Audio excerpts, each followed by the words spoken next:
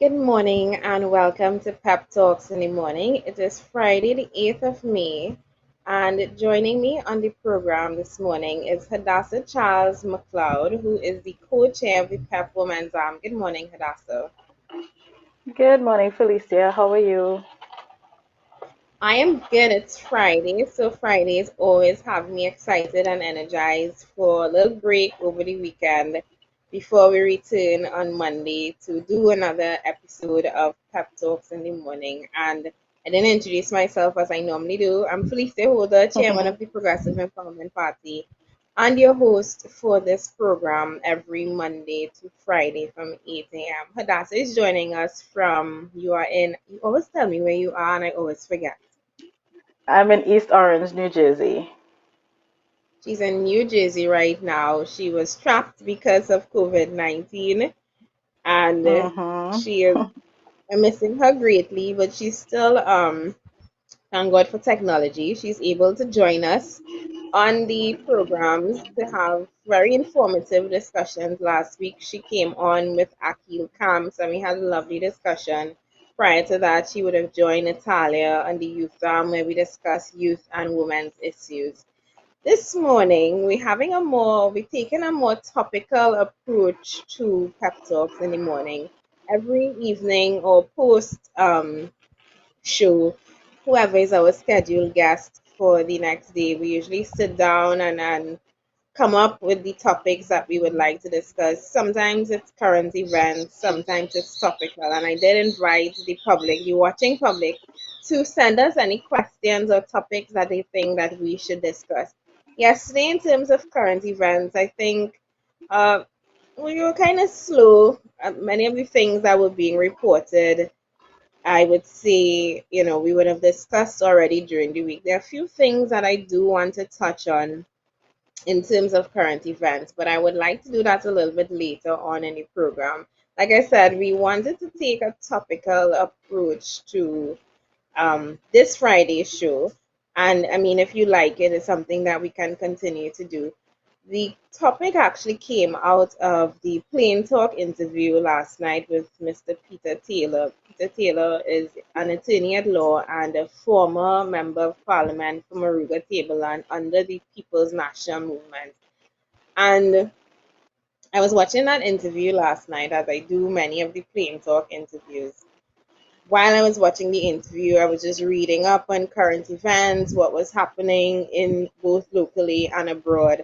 And something that he said struck a nerve with me. It struck a chord with me, and I reshuffled my entire plan for today in terms of what we were going to discuss.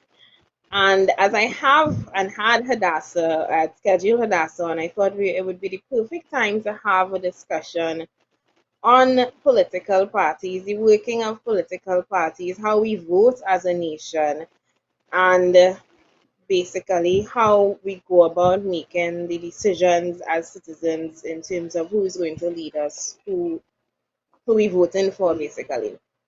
And we say this all the time on the show. Trinidad and Tobago is, when it comes to our politics, we are very divisive, we polarize, and it is basically tribalist, black and Indian. David Rudder said it. We said it on the program yesterday. How we vote is not how we party. And you see that around election times. You see how racist politics infiltrates our discussion. You see racist comments being made. And I never understood it. I never understand it. And both Hadassah and I, we share something in common. We're both young black women. We both came from families that would have been very supportive. Some still are. In my case, I don't know about you, Hadassah, still supportive of the PNM. I mean, very Yes, grateful very to much say so. that I'm very grateful to say that my mom was converted, and I asked her the other day, just randomly, I said, Mommy, if I were to leave the PP, would you leave too? And I swear her answer made my heart sing. She's like, No, I didn't join the party for you. I said, Excuse me. Oh, She wow. said, That's excellent. she said, I know. She said, I joined the party because of I liked what it stands for, the plans and the policies. Yeah. And girl, I tell you, my heart was like my heart leapt for joy because it meant that, I mean, of course, I appreciate the fact that she's supporting and a member of the Progressive Empowerment Party, of which her daughter is the chairman.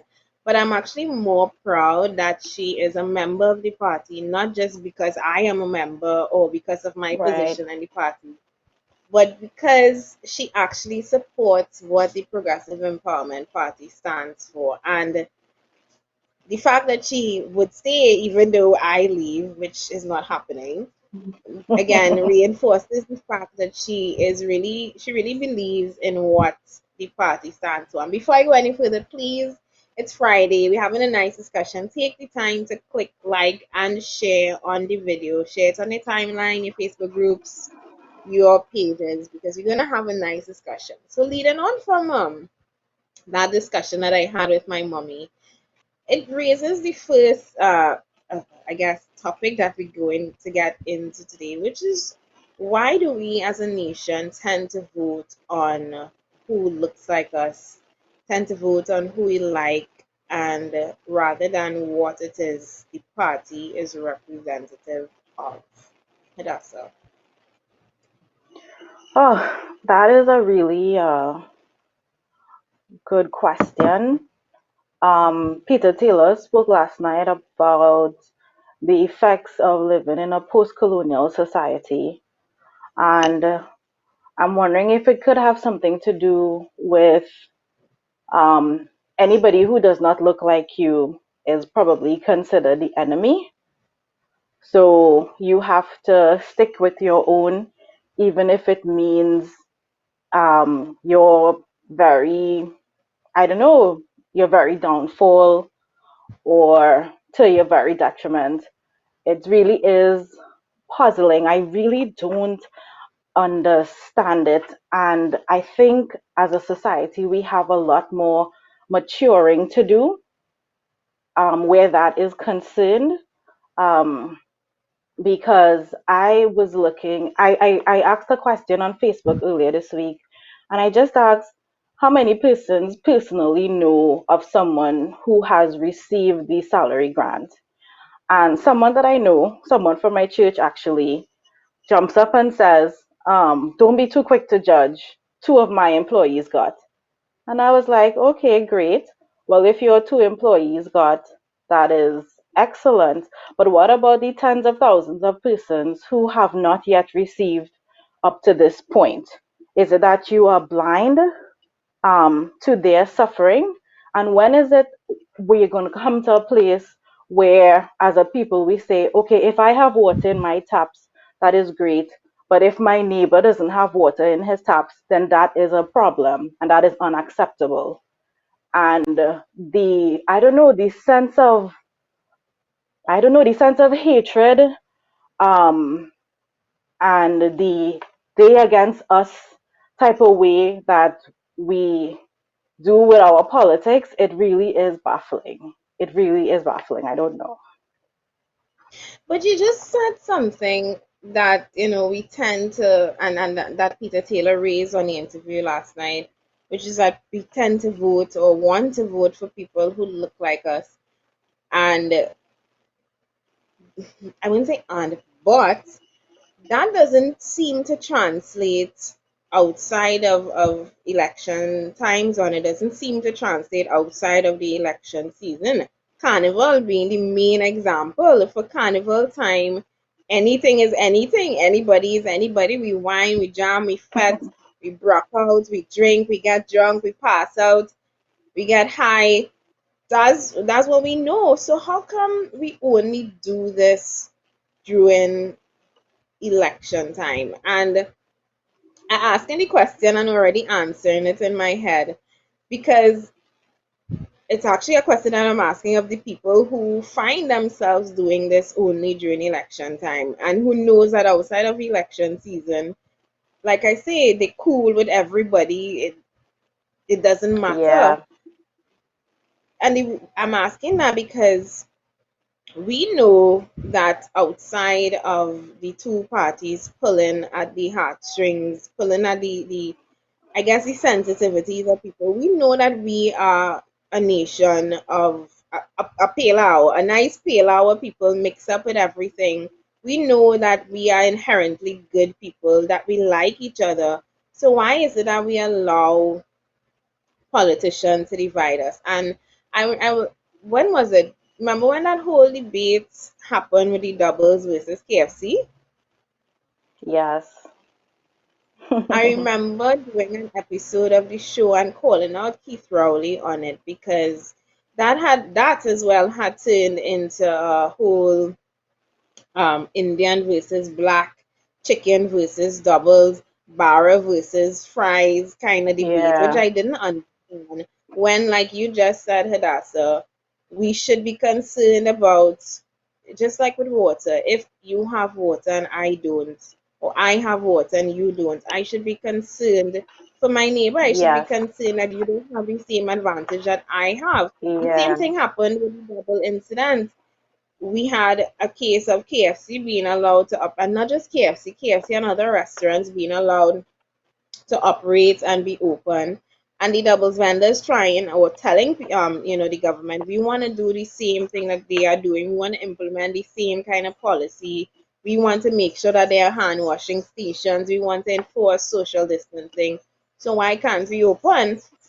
And through that whole debate, I remember seeing the real racists jump out of themselves, and the covert racists, those who try to pretend that they're not racist, and then those who you would never think are racist but subscribing to this whole them versus us, KFC and chicken versus China, and allowing ourselves to be divided. And I remember calling out the prime minister on it because I felt and still feel that as the prime minister of the country, he should be, I will guess, I would say promoting unity among the people. He should be promoting the fact that, guys, Hmm. no, it's not a question of, doubles versus other fast food, but I understand as prime minister that, doubles vendors as members of the informal sector, as members of the food sector, want to have the same level of opportunity, but he didn't, and he allowed, and I would say he allowed because by not saying anything, I would say he consented to the whole racist bacchanal that took place during that whole debacle between Doubles versus KFC. Indeed, indeed. And going back to what you were asking about why we tend to vote differently to every other way that we live and coexist in Trinidad and Tobago. And I don't know, it's like because let me just dig out of my thoughts a little bit because No, you I take don't know your things time. that I wanted to I don't know things that I wanted to say before. But I believe that in politics, the easiest way to keep people divided is among racial lines because you also see it in other countries and um, other societies. And another way to is to, I don't know, to restrict what people have access to. So the truth of the matter is everybody is scrambling, everybody is suffering, everybody is down in the bottom of the barrel trying to get out, but they don't realize it. And they have been forced and led to believe that, well, is the person who does not look like me is the problem. And then we have politicians who don't help to make it any better. They come in and they'll be like, okay, well, I'll only give houses to people who look like me, and I will only provide opportunities and jobs to people who look like me. So after a while, it becomes cemented. It's almost part of our political DNA. And the problem is getting worse and worse and worse. And we are not recognizing that the way that we are voting is actually not helping us. Things are getting worse, and the politicians, they are laughing all the way to the banks at our expense. Exactly. I remember back in 2010, that elections that we had, that was called, or was it 2009? I think it was 2010. Yes, 2010, Mm-hmm. when the UNC won after Patrick Manning called that snap election. Yes. And I remember that was my first, not my first real interest in politics. I wasn't into the mix yet. I wasn't all the way invested in the politics of the country, but I was becoming more aware of what was happening around me at the time. I would have been what, 22 years old at the time when that election took place, Mhm. or going on 22 years old. I had come from a family. My grandmother was a very avid supporter of the PNM, Patrick Manning in particular. She's the kind of woman, she would leave home and go down to Balize House to celebrate with them when they won. She got so ill to the point that, she could not join the celebrations that year. But I remember paying attention to what was happening at the time. I remember being very curious as to what was taking place in terms of the elections and who was going up for what. And I'd grown up knowing, and this wasn't found, I would have to say, and I'm very glad that this wasn't something that was instilled in me by my family. But I grew up knowing that, or hearing that the UNC were the devil, and for some reason that you wouldn't vote for them. I remember, I think it was Mr. Pandey had made a statement that he would sleep with the devil Stupid for devil, power or yes. something. Yeah.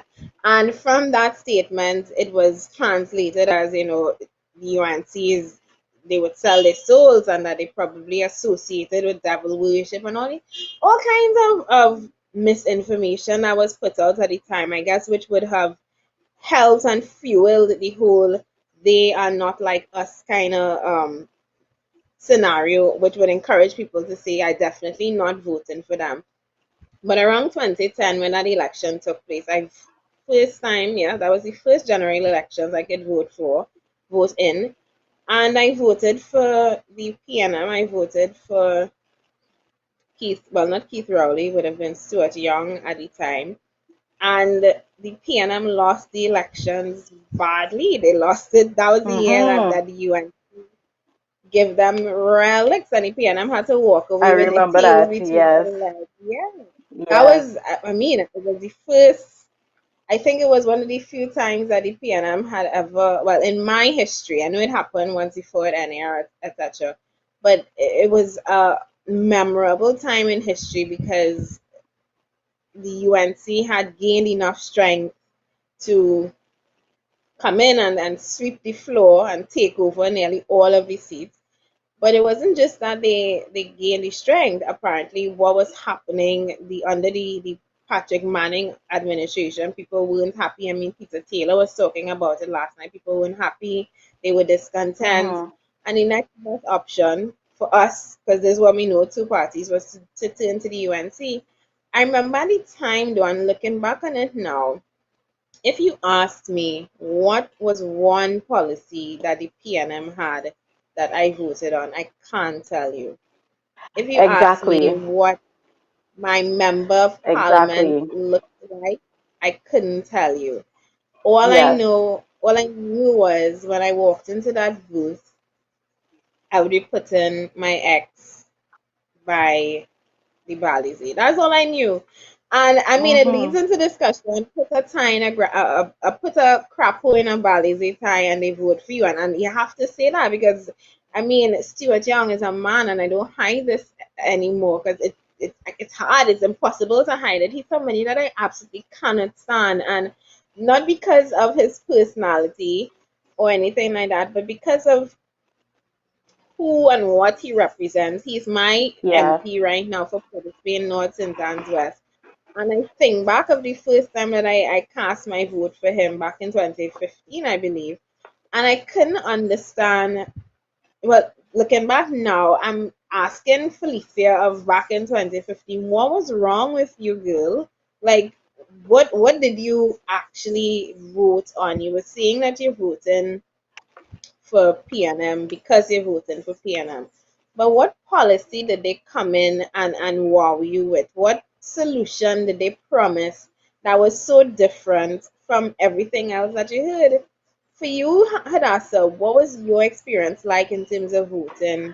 back in the day for No, well, I know exactly what you mean because there's no discussion whatsoever about policy or how this person is going to come in to improve your life or improve the economy, your education, anything like that. To me, what I remember is that when the both parties are campaigning before elections, there's a lot of picong, is a lot of mudslinging, is a lot of bacchanal, is a lot of confusion. They exposing a lot of secrets about who do what and who thief more. And that is basically it. And the entire population gets caught up in this.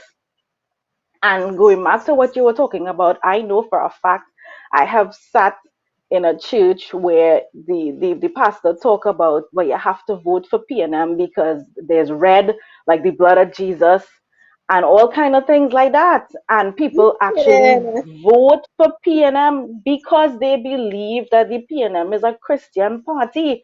That is something that is very, very important. Up to this day, people will still tell you, well, no, I cannot vote for UNC because they are idol worshippers and that is against my religion and stuff like that. So the and nobody at all is talking about the fitness of the candidate to be in office and if this person is actually going to deliver on their promises and do what they say they're going to do, and that in 5 years from when he comes to when he exits that you can see how things got better. Nobody talks about policy. What you just said there, Hadassah, in terms of the churches, I didn't realize that they would do it so openly, but I do know and have had experiences with um, the religious aspect of the PNM. And Mm-hmm. I've had this experience because I actually went and I attended one political meeting by the PNM in Belmont, and I went just to say that I went to a PNM meeting, and I went almost as a way to kind of confirm what I already knew, and it did that. It confirmed it and more because in the meeting, and this was the meeting after. Oh, it's historically known that after a budget is read, history has it that the PNM's first post budget meeting is on Pigot's Corner, Belmont. And that has been etched in our history books since back in the days of Eric Williams, I believe, if I'm not mistaken. Mm-hmm. And I went to that meeting because that was around the time when they read the budget last year. That was when they promised the light bulbs. You remember the whole light bulb scenario? They promised the light bulbs. They promised the Mm-hmm. increase in minimum wage. They promised Mm-hmm. a whole sort of other nonsense. Oh, they didn't raise gas. So the people who got temporary bamboozled, that was the meeting for them. And I went to the meeting because I wanted to, like I say, experience firsthand what a PNM meeting is really like, what it is about. One of the Wow. first things that I noticed, I'm a very observant person. Sometimes I would go a certain place, sometimes I'll be in a meeting and I will be absolutely quiet. And you would think that means I'm disinterested or I am not connecting with what is happening. Actually, it's quite the opposite. When I'm quiet in a meeting or in a setting that I've never been before, it's because I am people watching. I am observing You're every observing, single taking everything thing in, yes. I'm analyzing, I'm contextualizing. And that is what happened to me at that meeting. It felt like I was there on informal research because when I left there, I had so much data to work with. It was incredible. One of the things I Mm-hmm. noticed was that during the meeting, the intros used and the what do you call on music where they play between speakers? Oh gosh, I can't remember what you call it, but the music that they were using in between the speakers, so Stuart Young came off and they were waiting for say Fitzgerald Hines to come on, they would play some intermission. That is the way. Intermission, So, yeah. yeah, the music that was playing in the intermission, I noticed was gospel music. And that threw me for a curve because I didn't Mhm. understand. I Mhm. mean, I'm not saying there's Mhm. nothing wrong with gospel music, of course. My mother is a strong Yeah. Christian woman, and Mhm. I hear gospel music all the time. I grew up in church. Not many people know this, but I was a real little church girl. I used to read the Bible very devotedly. I guess I may have strayed away from that path so much because I grew up to And yourself? question many things. But yeah, Yes. but I am still very much familiar with the Bible. I still love a lot of songs and hymns, and I still go to church sometimes. But it's Mhm. like I was saying, it's nothing with hymn music, Christian music or gospel music or religious music or anything like that. But I thought it was an interesting choice of music to use, particularly. Mhm. And I said, I pay a lot of attention to what is happening around me. Belmont is a very religious community, and I say very religious. Um, the community is filled with Catholics, Pentecostals, Anglicans, Jehovah Witness, Seventh Day Adventists. That is the cross section of religions in Vermont. You would see people getting drunk on Saturday by Pigot's Corner by the bar, and then Sunday morning you'll see them In walking church in on their Sunday Sunday. best with the Bible Oh in wow. hand on the way to church. And I that didn't is know the that about makeup of. Belmont. Yeah. Belmont is a Oh there wow. are in Belmont alone, Hadassah. Belmont is a community, a very I want to say very small community, less than 10,000 people in Belmont. Port of Okay. Spain, not Port of Spain yet. Belmont East alone is about 3,300 people. Um, Belmont West, less than 10,000 people live in Belmont. I think the population is somewhere close to 8,000 residents, 9,000 residents in Belmont. But Mhm. in that small population, in that area where you can literally drive from one end of Belmont to the other end in Belmont in under 3 minutes, there are well over 10 churches in my community. On one Oh stretch wow. alone, from if you count on the circular from Bella Road all the way down to Belmont Valley Road, which is Belmont East, there is Wesleyan Holiness Church. There is Victory Outreach Christian Center. There is the Anglican Mhm. Church. There is the Catholic Church. Around the corner, lower down on there is the Methodist church. There is a Mhm. Jehovah Witness church. That's seven. There's a Pentecostal church, and one or three others located, like I said, in Belmont. So it's a very religious community, which you would never suspect because it's also very ingrained and rooted in the carnival culture as well. Belmont is known for one of those inherently Yeah. fetting communities in terms of the juve bands and the carnival bands that would come out. But like I say, very religious. And it is no, I mean, it's an understatement to say that it is mainly a PNM based community. It's been under the PNM, I think, only once in For history it years. ever lost. Yeah. Yeah, for years and years and years, it's been PNM. To the point that, like I say, people would go into a voting booth, not even know who they put in an X next to their name for, but vote for them just Yeah. because it is PNM. Well, back to that meeting, girl. So I walked in, I'm standing up there in the meeting and I'm listening to them play this gospel music and I'm seeing from inception just how they are using tools like religion to play on the minds of people. And I say play on the minds of Yes. people because they know that Belmont is a religious community. They know that Tanti does wake up every Sunday morning at 7 a.m. to get her grandchildren ready to be in church by 8 a.m. because and come home by 12 a.m. 12 p.m. because that is just the culture of the society. Also, what I noted in the meeting, like you say, I went there also to see what the content of the meeting was about. And everything I heard Hadassah, it was just bacchanal. It was just busting mark.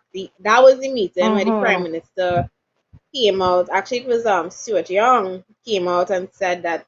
they had intelligence that the Kamala Prasad Bisesta administration, the opposition had how did he say it, boy? They had plans or intelligence that led them to believe that they were plotting to kill the sitting prime minister of Trinidad and Tobago, as in Oh kill Keith wow. Rowley. And I'm in my mind, I'm like, you have intelligence that the opposition is trying to kill PNM members, and rather than take it to the To DPP or take Gary. it to Gary, you come to bust that mark in a PNM meeting.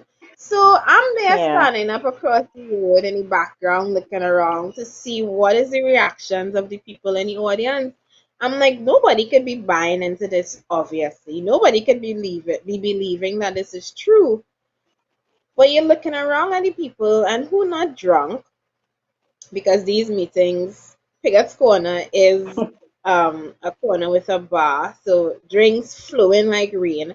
And I have to be so grateful that the Progressive Empowerment Party, our meeting contents, do have that kind of bacchanal in it. We had one drunk man come to a Yeah. meeting once and, partner, take it outside. This ain't that kind of party.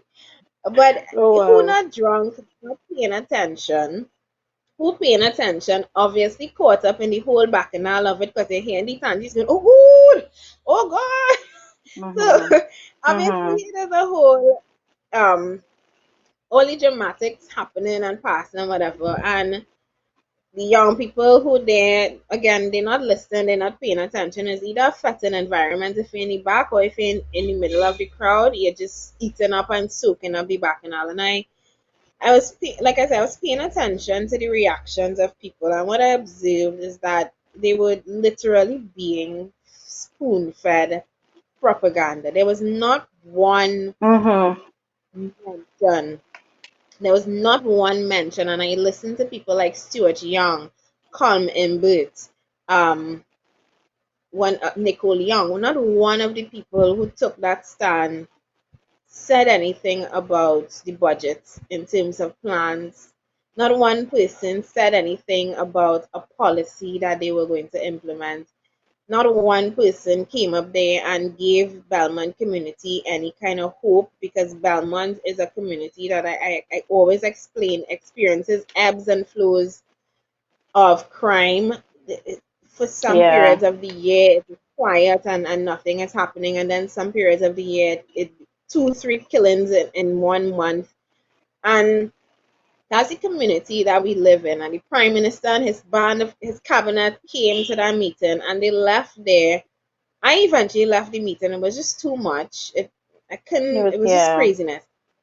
But they left, and they left you with nothing positive to feed on. Nothing, No. nothing, nothing at all.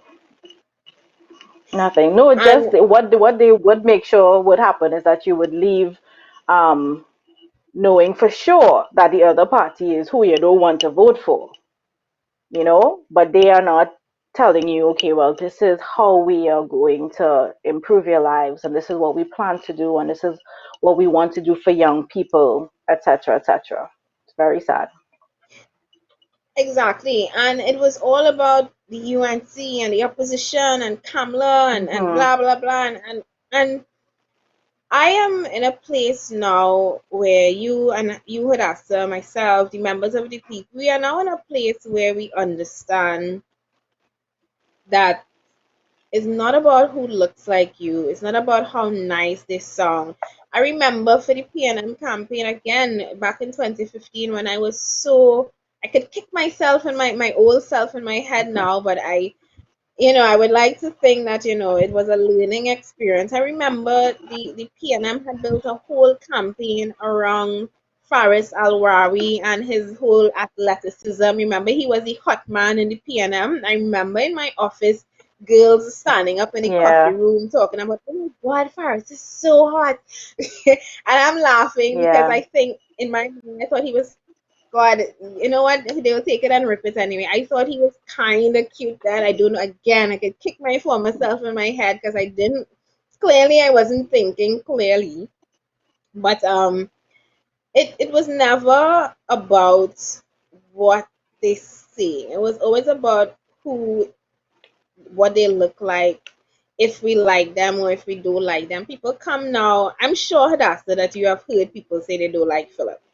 I am sure Oh you have yeah, heard that. of course. Big and what baffles me is nobody, everybody is focused on likability. That is so important to them, and nobody is stopping to listen to what he is saying or what the policies are. Everybody is just so taken up. Well, I find he too gruff and he shouldn't cuss and this and that to the other. And I am like, but that's not the issue.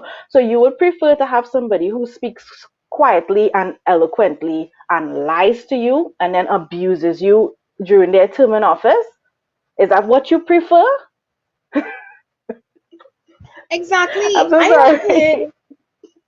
No, but that is Hmm. exactly it. I have heard, as with the 3 years I'm in this party, I am so fed up of people coming to say, and I thought it was this. I didn't realize that this was going to be an ongoing thing.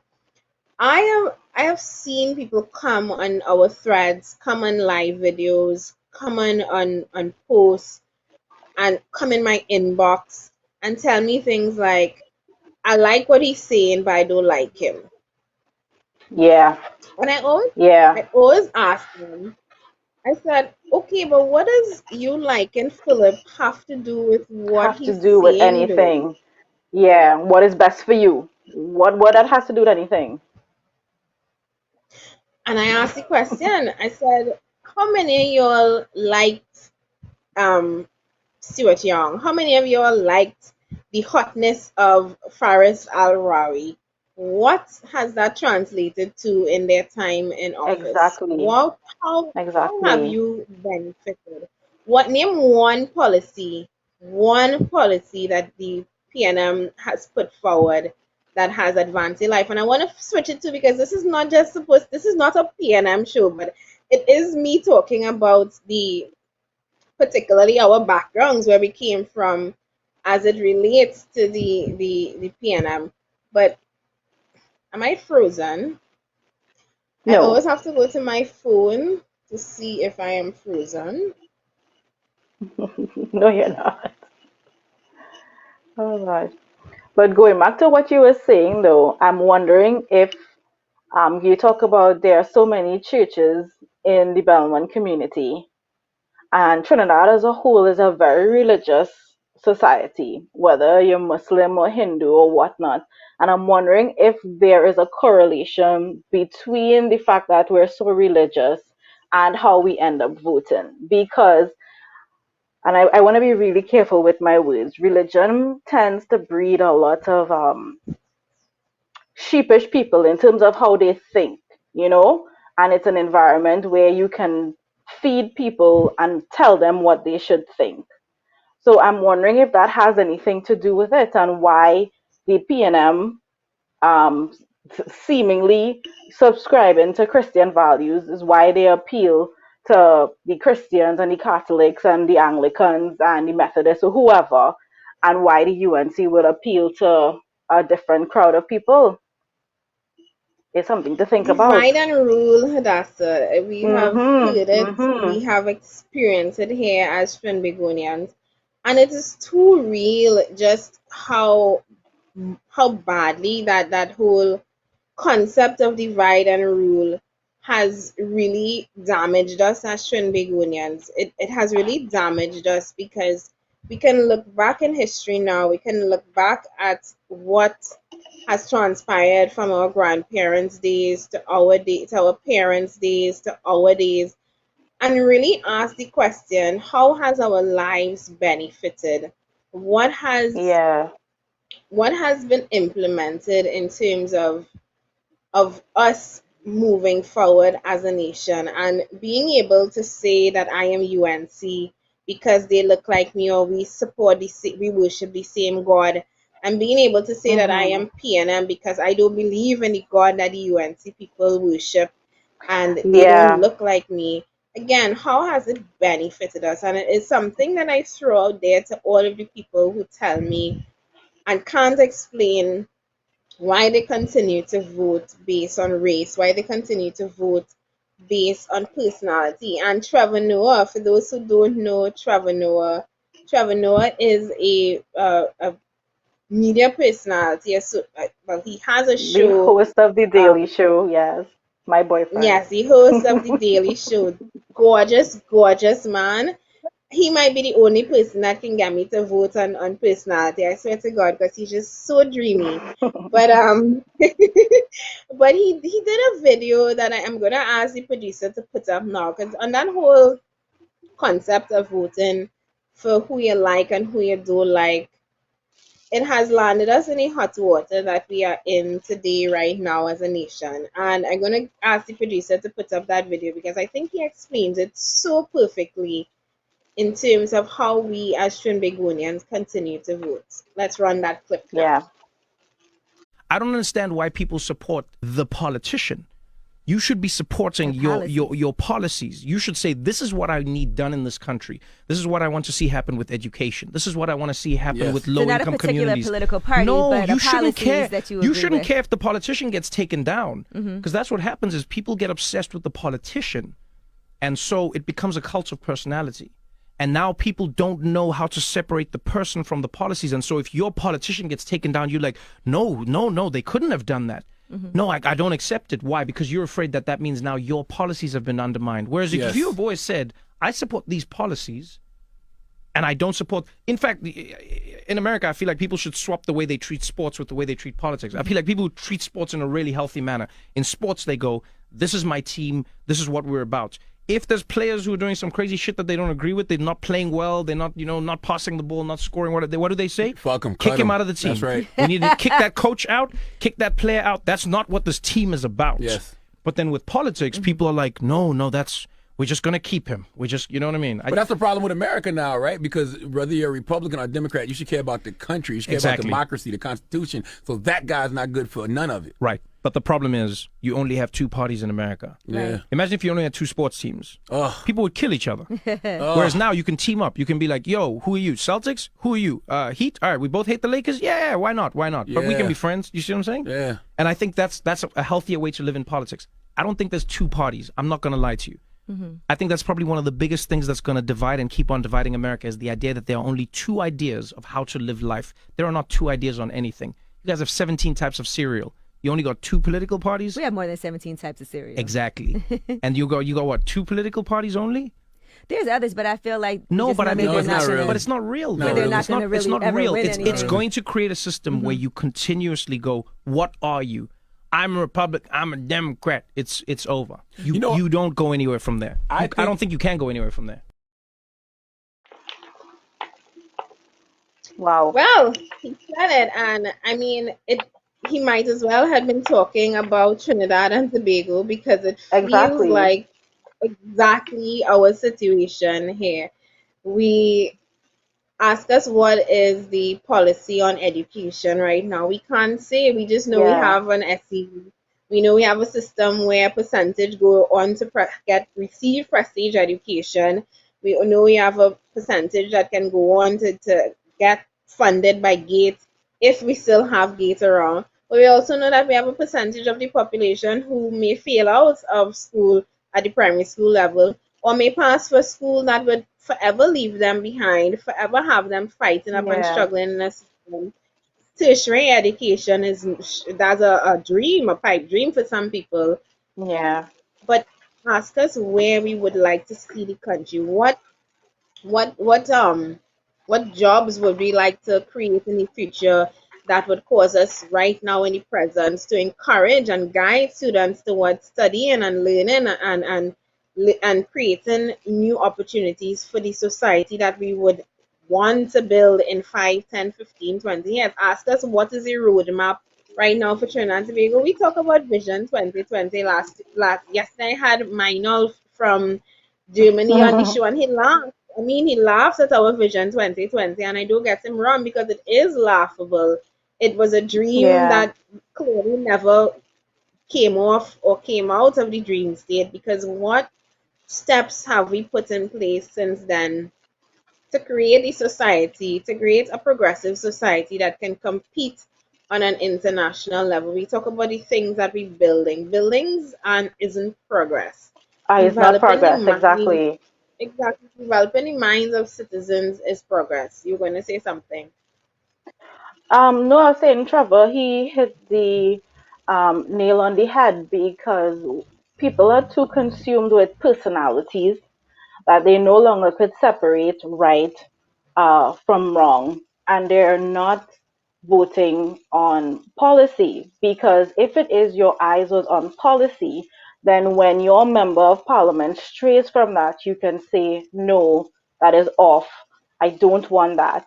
And talking about policy, it's I can say that I have experienced a political awakening.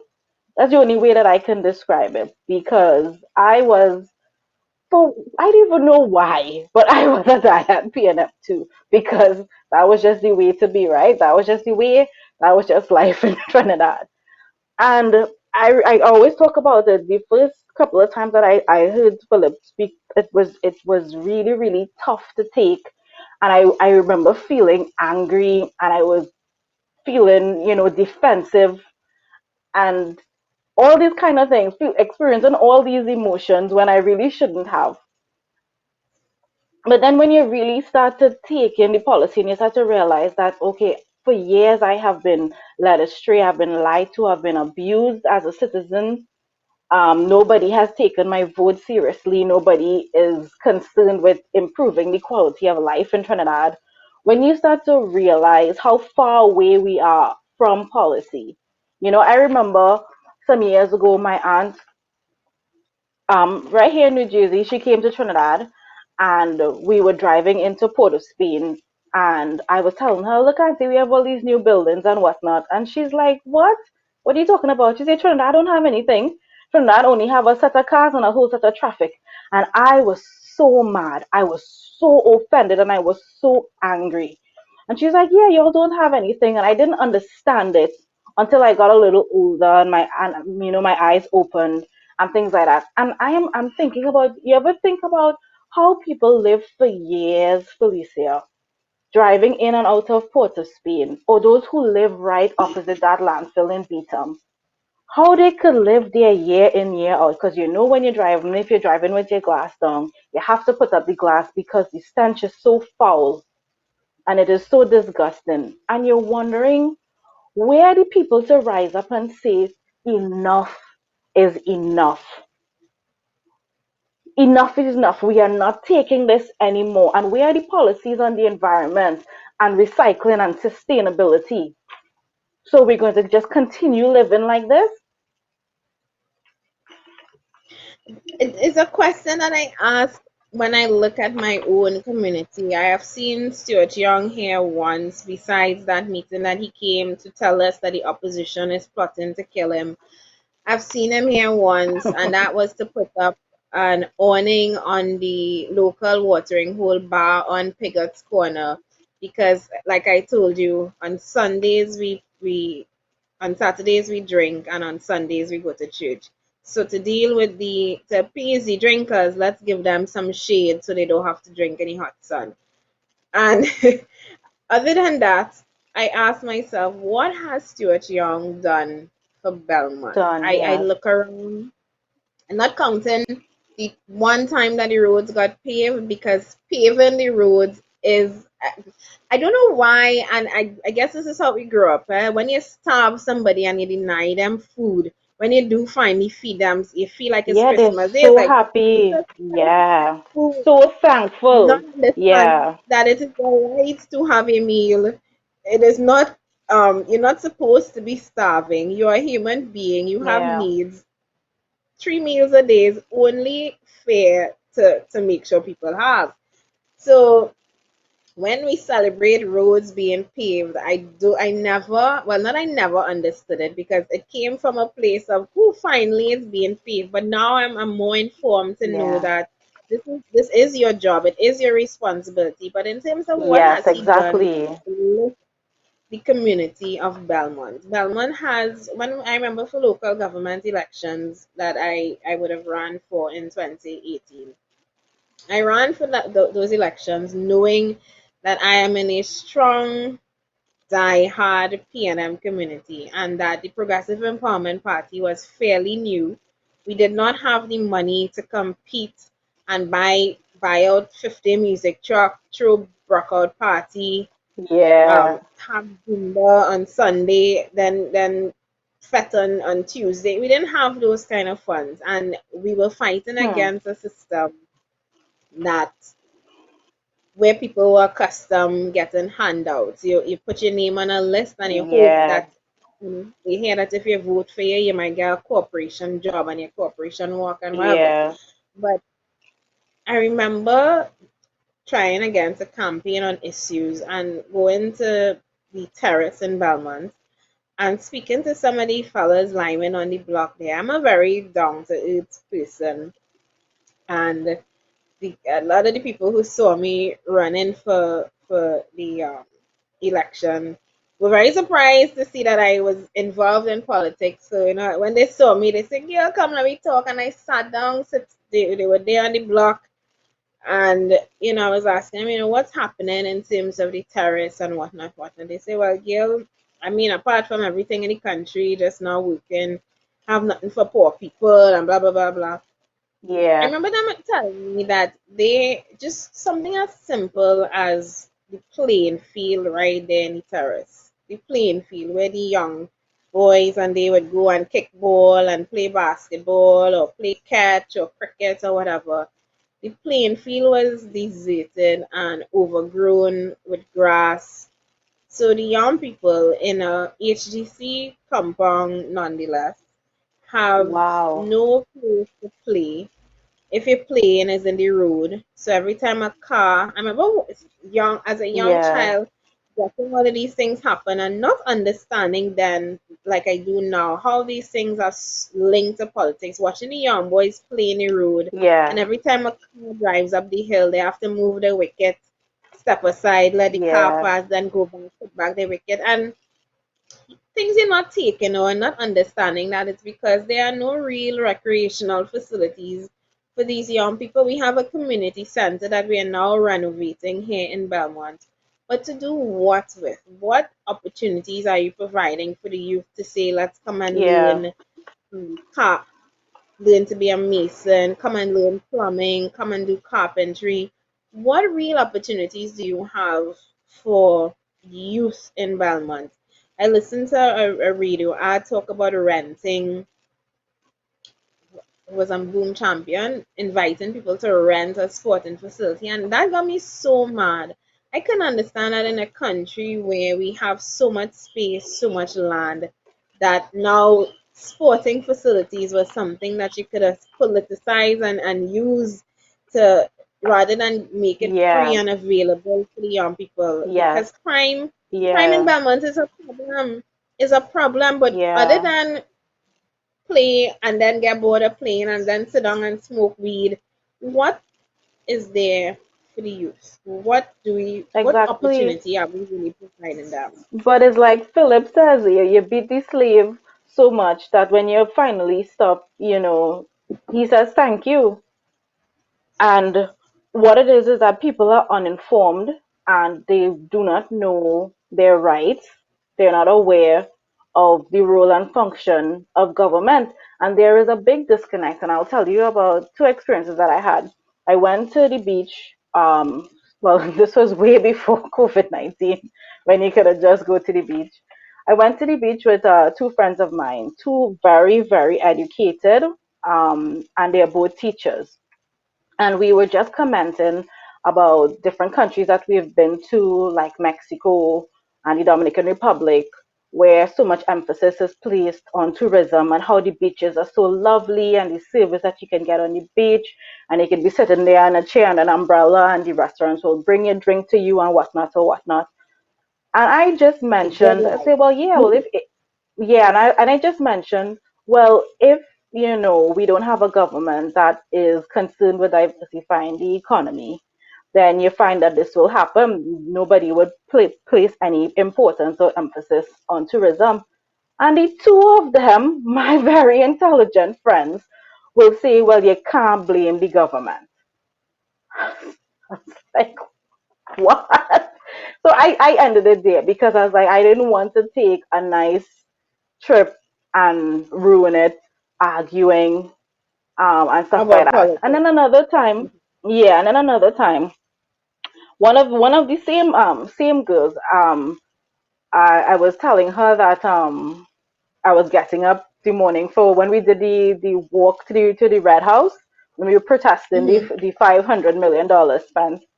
And she was like, well, I don't understand what you're complaining about because I know renovations does take a lot of money.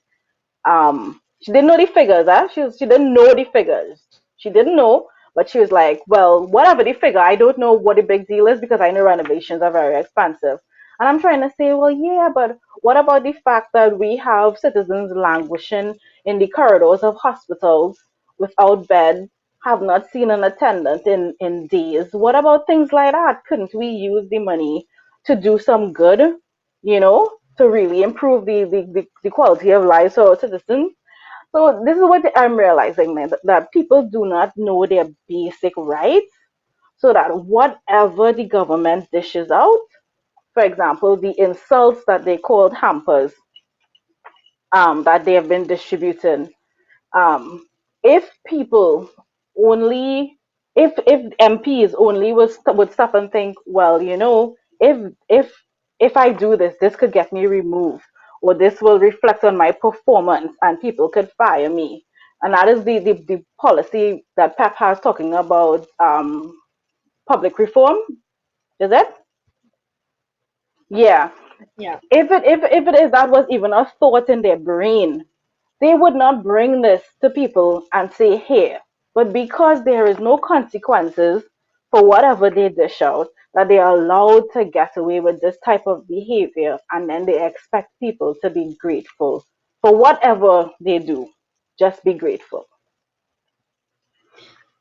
And and that goes back to everything that I was saying, like when I mentioned the paving of the roads, that we have been taught just to be grateful for whatever Mm-hmm. little that you get. And that concept that you brought up there about rights, when you were young, and somebody raised this to me in the United States of America, you would hear even young children saying, I know my rights, I know my Yeah, rights, I you have my can't touch rights. me. Yeah, yeah, yeah. Please excuse my very poor my poor rendition of a It's okay. a young American child's accent. I apologize. It's Friday, long a little bit. But yeah, they grew up knowing their rights. They grew up knowing what they can get, what they are entitled to as citizens. It is ingrained in them from early. Ask a Trinbagonian right now, what are their rights? They cannot tell you. Yeah. No, they can't tell you. And to this day, as much as I know I am supposed to have rights as a citizen, it was not until that I read the Constitution in my years Mm-hmm. as in my few years as a young politician did I really understand that I have these rights, yet as a citizen they are not being fulfilled. And we have the right, we're supposed to, in the Constitution it allows, or it says that we are supposed to be able to have a stake in our country in terms of home ownership. We are supposed to be entitled to Yeah. that as a citizen, equal rights, opportunities for people. But when you look at what really happens, when you look at how life is, when you look at the fact that home ownership is politically tied, when you look at the fact that you have young women Yeah. trading sexual favors to get a house, when you look at the fact that Yeah. you're giving out homes to people in the service, essential services and police service and fire service and army in exchange for votes. When you look at all Yeah. of that, you realize that the so-called rights that we have as a nation, the so-called rights that we are supposed to be entitled to, in fact, we don't have them. And not only do we not have them, but many people are very unaware that they are even Unaware. entitled to in the first place. Unaware. Yeah, unaware. I met a friend of my, how should I say, it's somebody that I know as a little girl growing up in church. And I met him in the Arima market some months ago, and we were just talking about, the state of the country and stuff like that. And I just said this simple phrase that the role and function of government is the well-being of all its people. And his mind was blown. And he was said, well, I will think carefully about how I'll vote in the next election because I did not know that.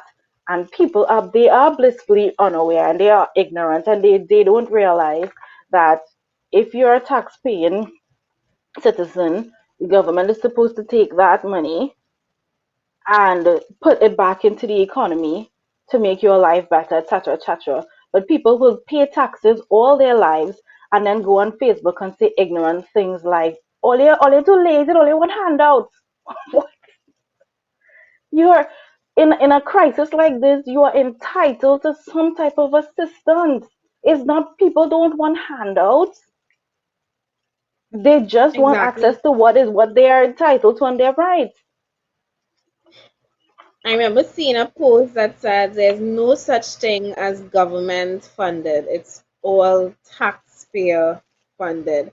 And that's something Very people true. very, very unaware of when you think about it for real. Because you would see them, like you say, they would come on Facebook, they would come on posts, they would come on threads and say things like, what you want the government to do.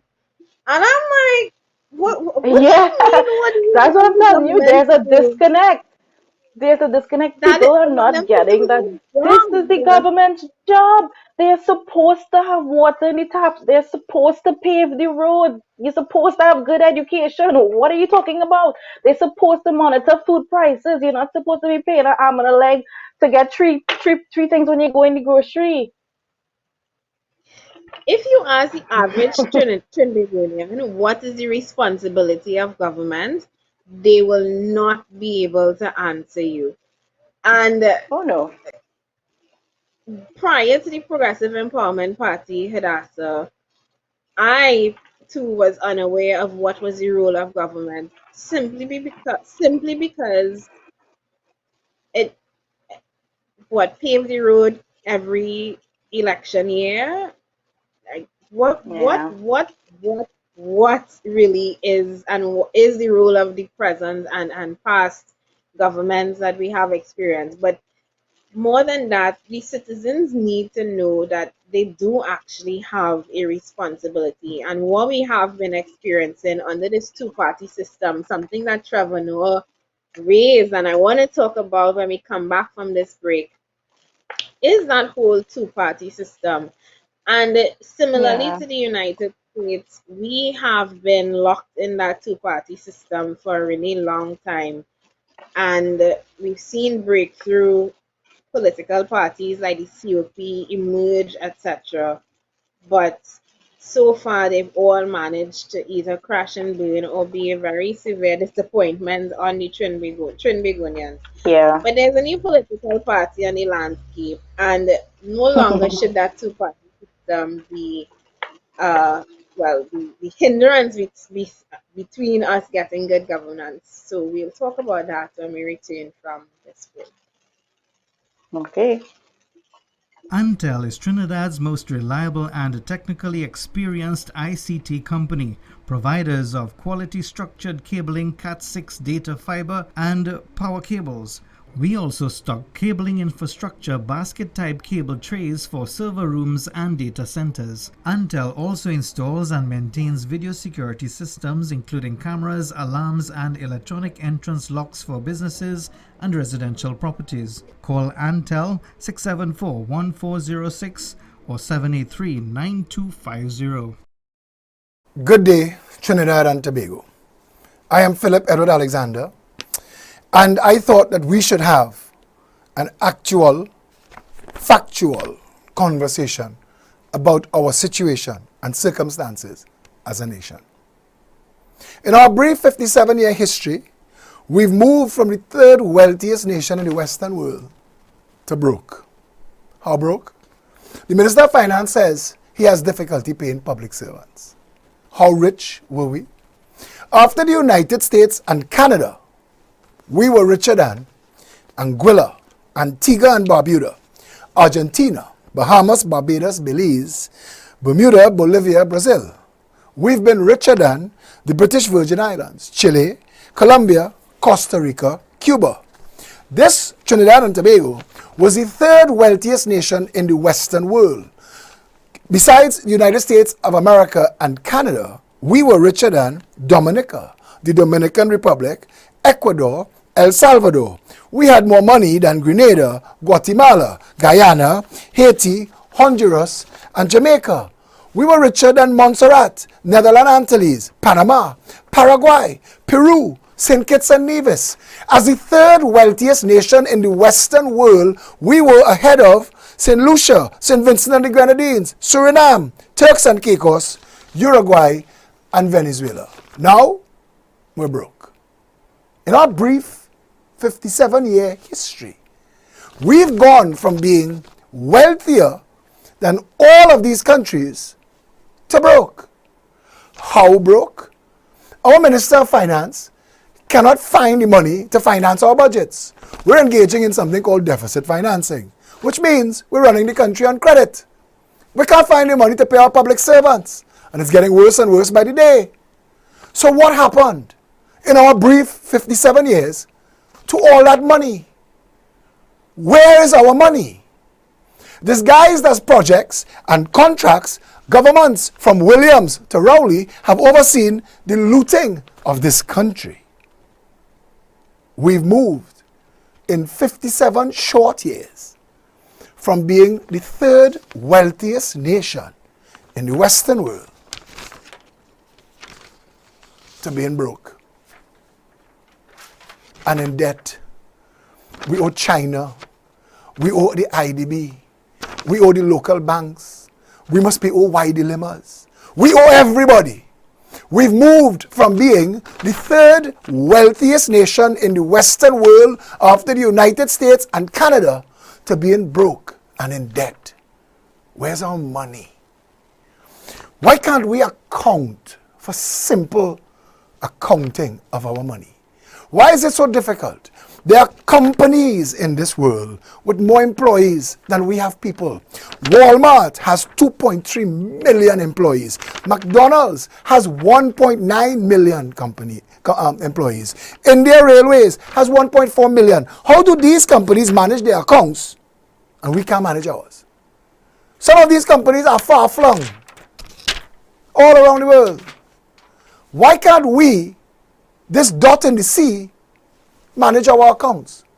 Why can't the Auditor General, the Minister of Finance, the Central Bank Governor, and all of the above come to Trinidad and Tobago at the end of each 12-month cycle and say, our income was X, our expenditure was Y, leaving a net profit or loss of Z? And again, the question that this video wants to ask and wants to get you to ask is a simple one.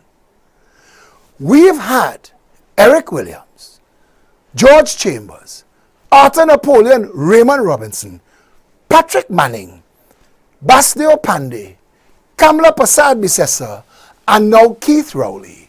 And the one common thread for all of those governments is we've lost money every single time.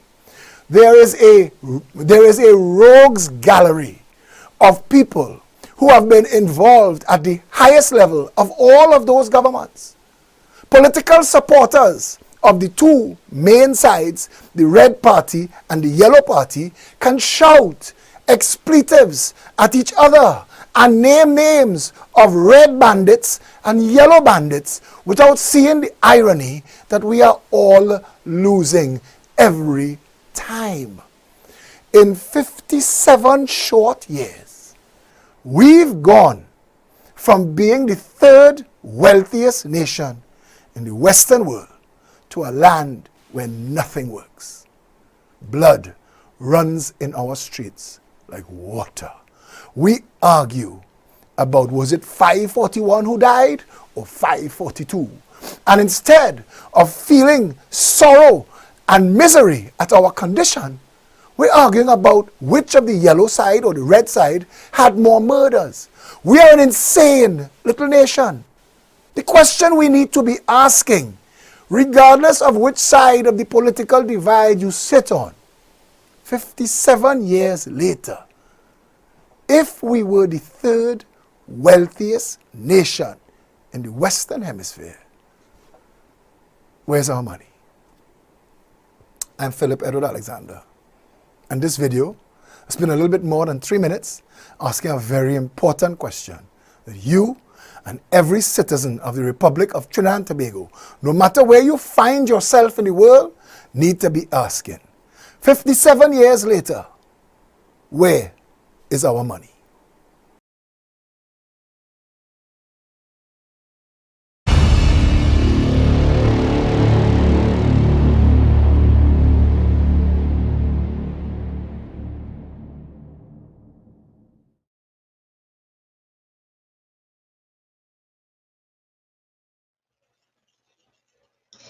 We are back, and after that very informative 3-minute video narrated by our political leader, Philip Alexander, I want to read this post that he put out yesterday.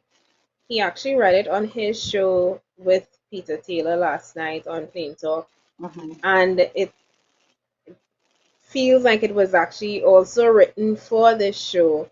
And it starts: Trinidad and Tobago is a narco state flirting with failed nation status.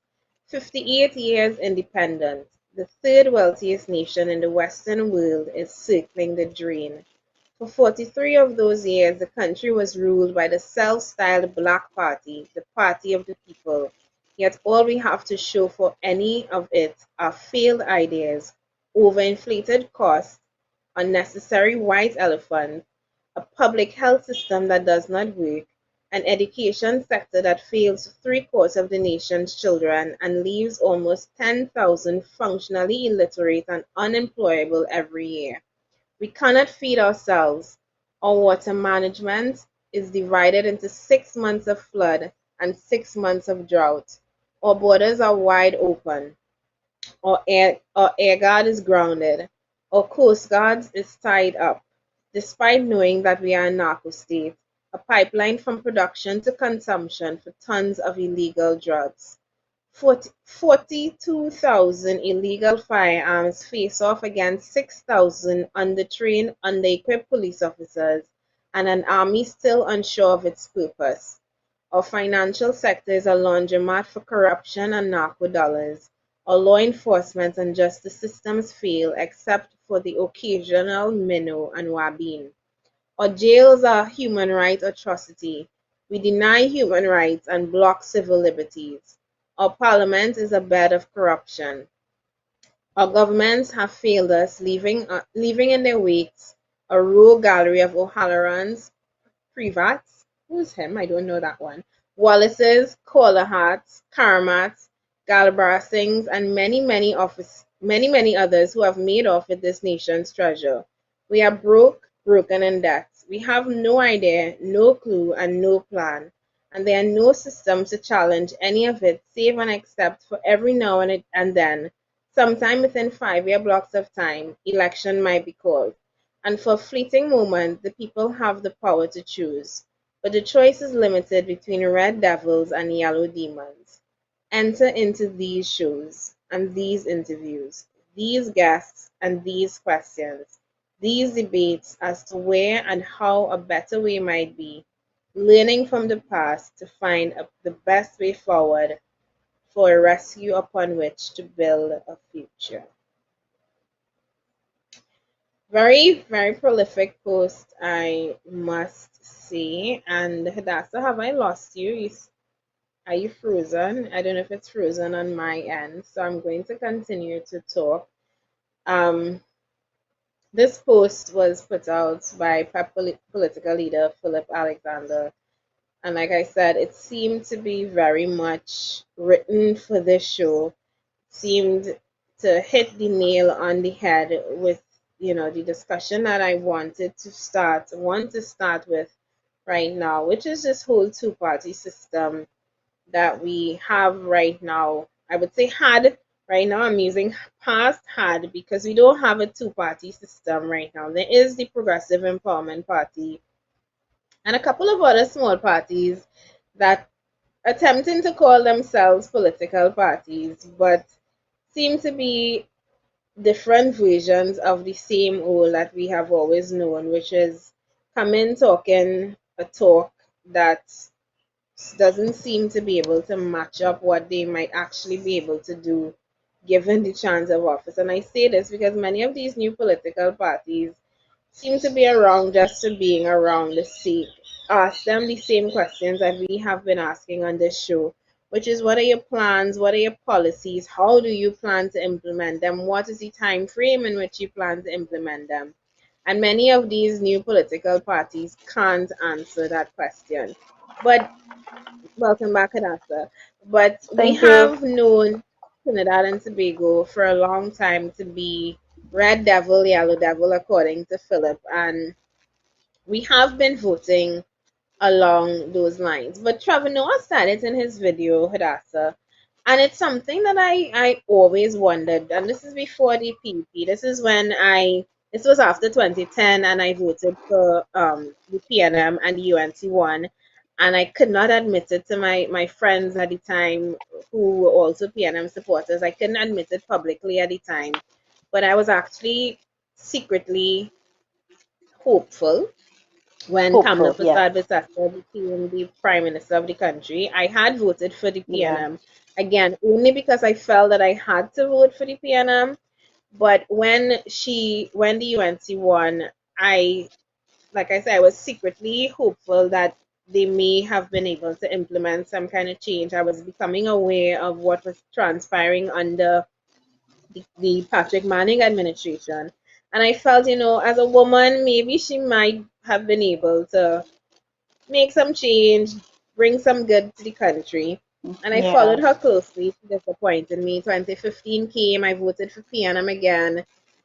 I actually would have preferred to vote for Penelope Beckles when there was a running between her and Keith Rowley. And yes, I Kid was Rowley, yes. I was a Penelope Beckles supporter. I remember posting. That was maybe the last pro PNM post that I would have ever posted.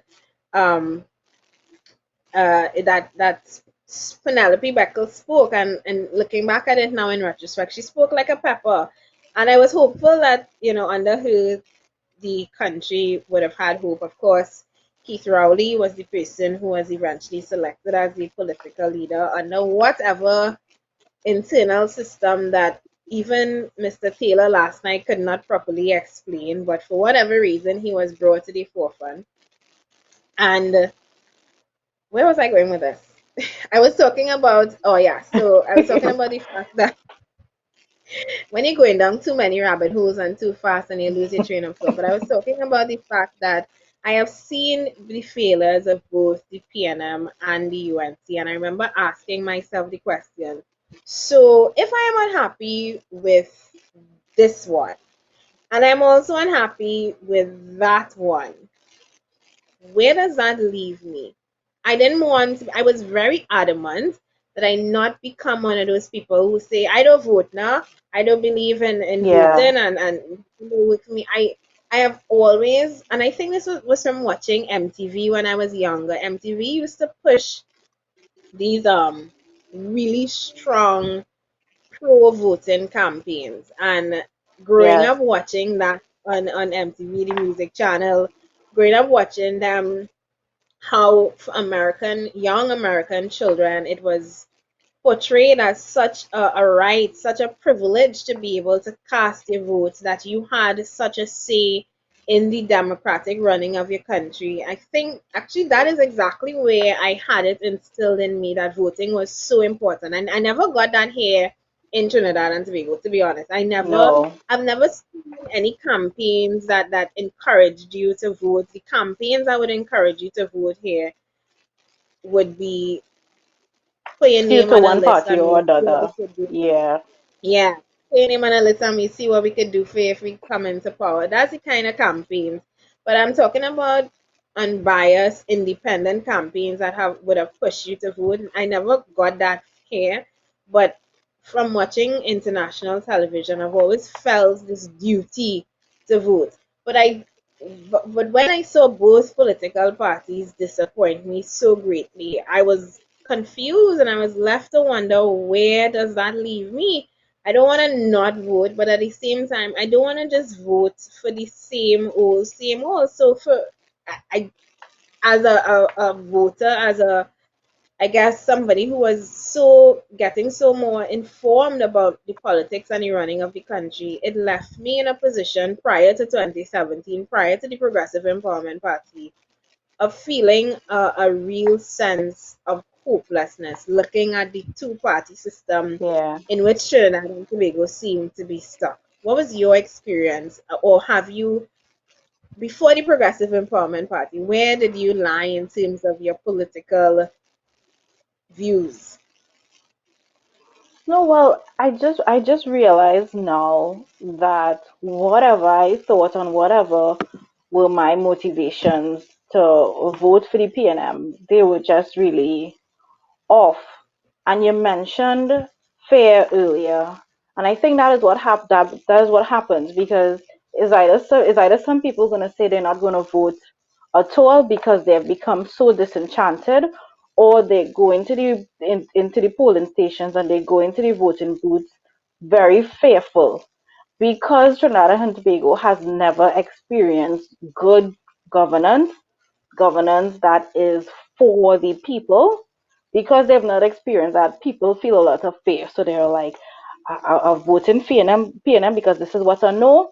I'll vote in UNT because this is what I know, and I don't want to split the vote. People have this fear of splitting the votes and feeling like, well, this is what I know, so this is what I'll go in and stick to. Never, ever, ever going with any conviction, never saying I'm voting because this person says he's going to do X, Y, and Z.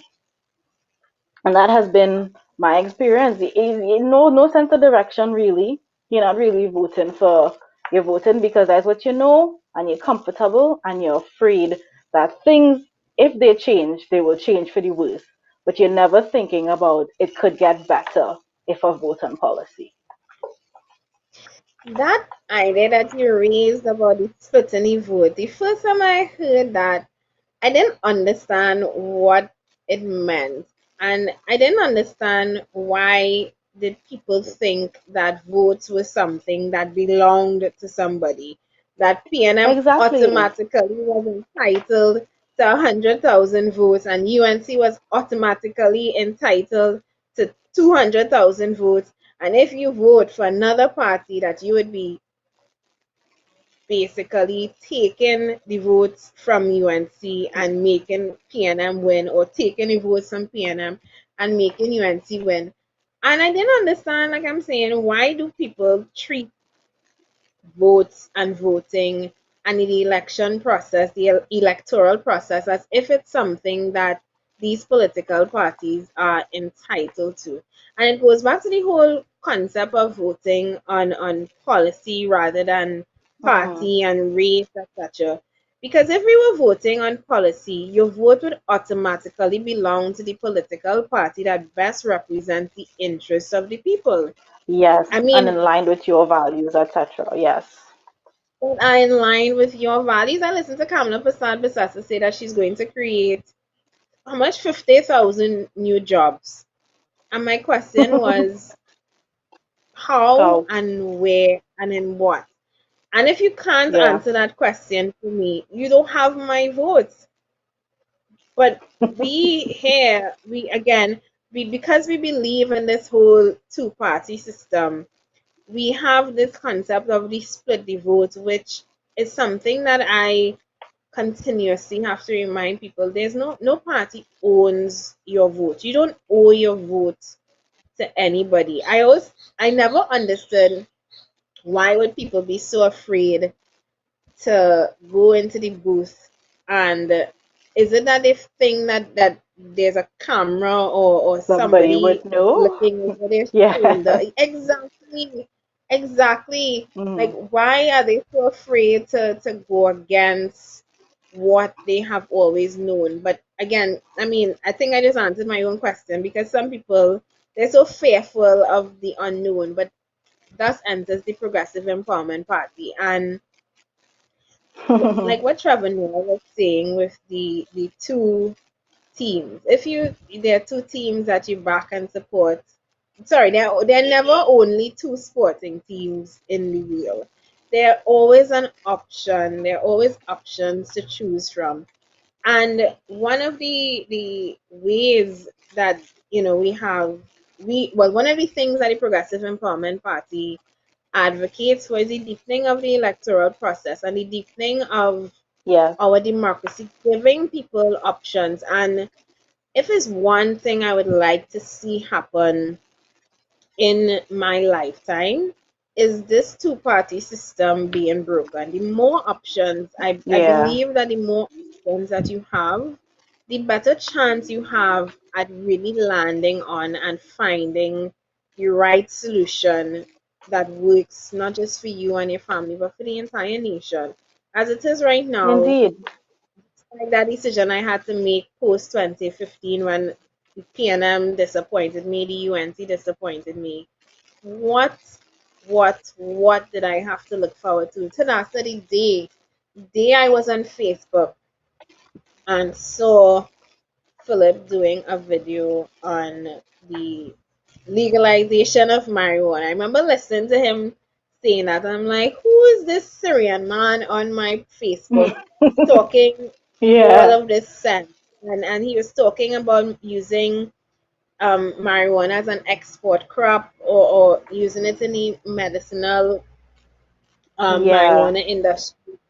And I'm thinking, and monetizing it. Yes, never heard anybody talk so much like sense. this. And then he did another Yeah, video, two videos that I saw that immediately captured me when he spoke about using marijuana and monetizing it.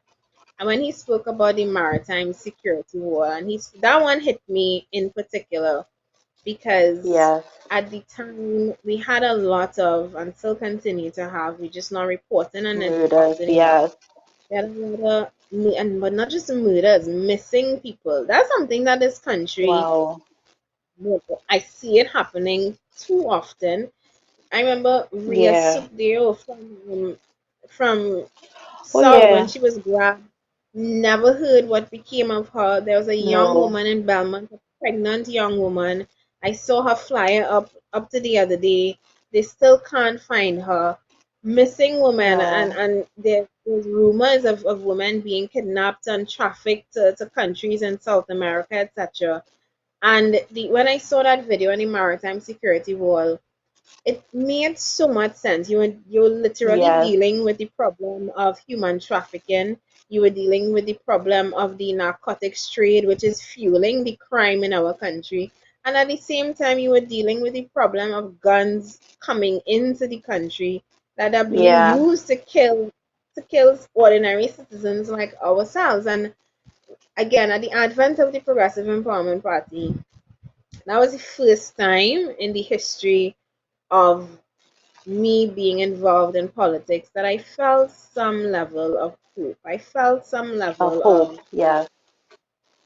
I felt some level of maybe we don't have to be stuck with the two parties because I think if the Progressive Empowerment Party didn't come along, I sometimes wonder where and who would I have casted my vote to? Would I have Oh eventually yeah. become so apathetic to the electoral process that I would become one of those 33% of people who want nothing to do with neither the PNM and UNC and withhold my votes, stay away from the polls. I didn't want to become one of those people. So when I found the Progressive Empowerment Party, I felt like a light bulb went off in my whole head. Yes.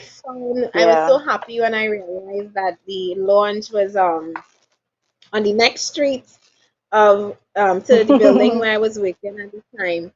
And I stayed and worked late that day just to make my way across to that meeting that started at Oh, was it wow. 6 o'clock? And the meeting started at 6 o'clock. My hair was in a hot mess because I was traveling out of the country the next day, and that day was when I had planned to go and do my hair, but I didn't care, girl. I really didn't care. I had to go and see what the hope of the country could possibly look like. I Yeah. had to see if the rest of people behind this man that I was seeing on Facebook, if this political movement could really inspire me enough to seek a new option. What was your, well, I know you gave your testimony, but I think the viewing public would like to probably hear what was your Well, foray I into TV. like like what I would have I would have shared in that particular meeting. Um, I would have come from uh, a die-hard PNM family, um, and but the PNM also in a lot of ways represented my family's ruin. So for me, I was like, I know I didn't want to vote for the UNC. Hell no, the PNM is not getting my vote. So I was thinking I need to get out. I was looking for ways and opportunities to leave the country, move to the US, move to Canada, move to the UK. Anywhere that I found an opportunity, I was going to take it. And yeah, and encountering the videos online and hearing Philip speak, it really was like a breath of fresh air. But what I have encountered now is that when people realize that you're no longer PNM, what you get is a lot of opposition. It almost feels like this palpable hatred. Again, is the whole, well, you now against us, and people don't realize that, well, this is my choice. If you want to forfeit your democratic rights, I don't have to, and this is my choice. And I think choice, if there are more parties, it's so much better, because then not only we will see an improvement in the quality of candidates, the parties will stop all the nonsense with the mudslinging, and they will actually come with policies as to why you should vote for me, and there would be real effort put into campaigning. And not only that too, because winning an election is going to be all the more difficult, they would actually try to work when they're in office. So there's only good that could come out of more choice. And I am all for it. I am here for it. I live for it. Bring it on. Indeed, and I remember when I made my way to that meeting, and the PP was initially set up for those who would have probably joined after um maybe after February, March in the party. Initially, when they were launched as a more of an activist slash pressure group. And Yeah. I remember in that meeting sitting down there because they were brand new. I remember asking, what are you going to do for me? Like, how are you going to change the system? Because I'm seeing you being representative of the hope that the nation needs. But the things that I'm hearing you saying, and when I say hearing you, listening to the speakers at the time Hmm. say, it was more How are you trying going to to? raise, they were more trying to raise, or get the citizens or the people at the time to understand that the way the country is functioning, it can't work like that. So then Yeah. I'm nodding along and agreeing, but I'm also waiting for them to see how they are going to change and to implement the systems and implement the changes that they think that we need as a nation. And in its formation, the party is still growing, and I don't think the idea of where we are now was I guess germinated so early. But I remember a young woman at the time, Sarah Nabi. She was once the head of our women's arm. She turned the question that I asked to her back on me. I asked the question, how is the PEP going to change things in Trinidad and Tobago? And she said, the question you should be asking is, how are you going to change things in Trinidad and Tobago? And my first Yeah. response was, what is this is disrespectful woman. I asking Mhm. you a question, you Mhm. want in a political party. You're supposed to tell me what you're going to do. And then I had time because, like I said, I was traveling the next day. I was going on vacation. I sat on the airplane and I kept replaying her question, her response over and over in my mind. And it resonated with me to the point that I understood exactly where she was coming from. By the end of my trip, because while I was over there, Philip contacted me. I had reached out to him prior to going to the Mhm. meeting, and I guess that he got into my email.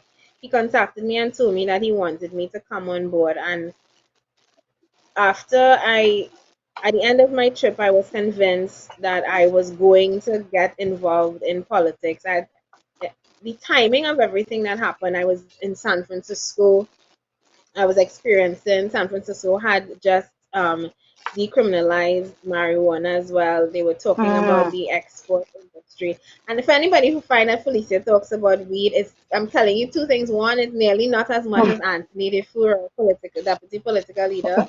And two, I talk about it because I am very much aware of the profitability that it can bring for the country. I'm not saying advocating for Yes. everybody to sit down and smoke weed. It's not about that at all. But for a country right now that is struggling to find ways to diversify, yes, I am an advocate of it, and particularly with the medicinal marijuana Yeah. industry. Like I was saying, Medicinal. I was Yeah. over Yeah. there and I Yeah. had time to think about what Sarah Nabi had said to me. And it really resonated when she asked me, what am I going to do? She was asking that question because in order to build the party to where it needed to be, we needed citizens to understand and take responsibility for their politics, take responsibility for their governance. I never thought that I would be involved in a political party, but if not me, who? Neither did I. And if everybody thought like that, we would be in Exactly. such a different Yeah. place. We'd be such a different place. One of the things I loved and fell in love with in the PP, and I apologize, it's after 7. We have not opened the lines to people to talk. They talk in a little bit. So please feel free to call in on To WhatsApp call in. Yeah. if you would like to, and join in on the discussion this morning. That number is going to go up there in a little bit, 769-4590. We're talking everything politics this morning. We're talking the two-party system that we have known, both Hadassah and I, as young black women.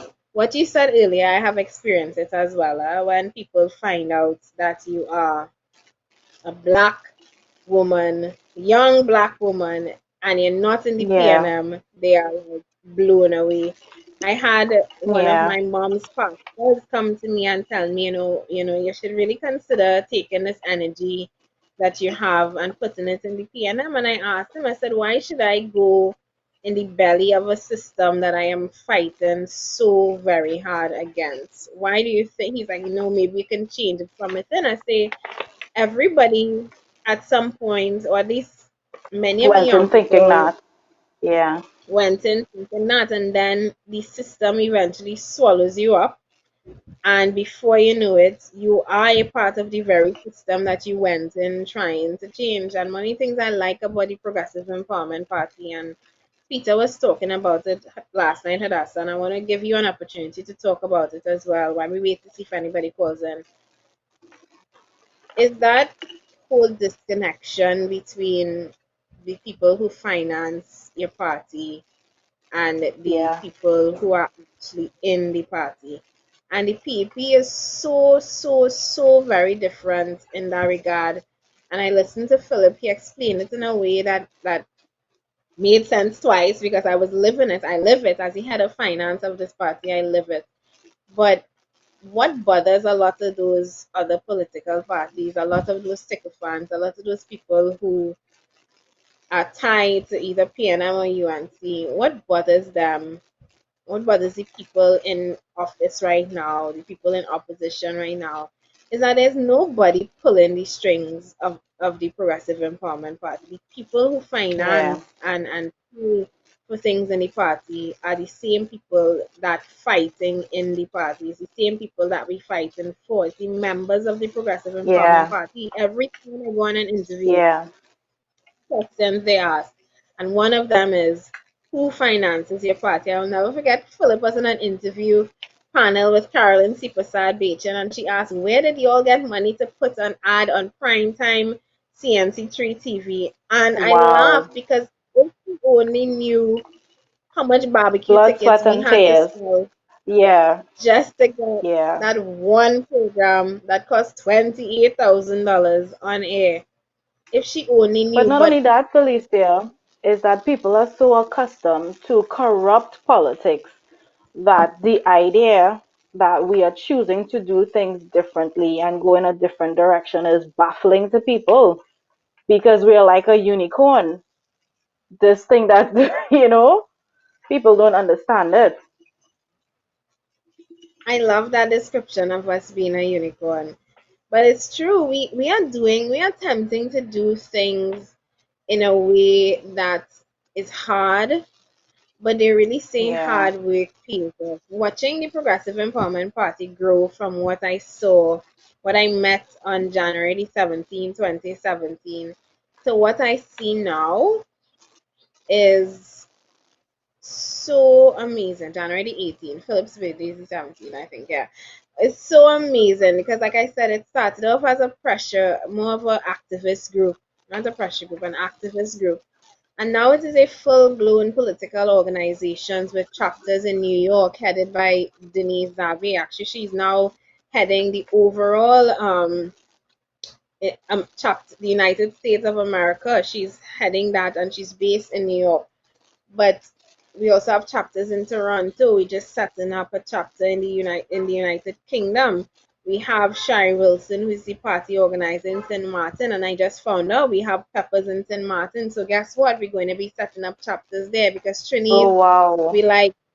Trinis we clearly all over the globe, and wherever Trini goes, for some reason the navel string is still buried right here Yeah, in the people soil of want to Trinidad. come home.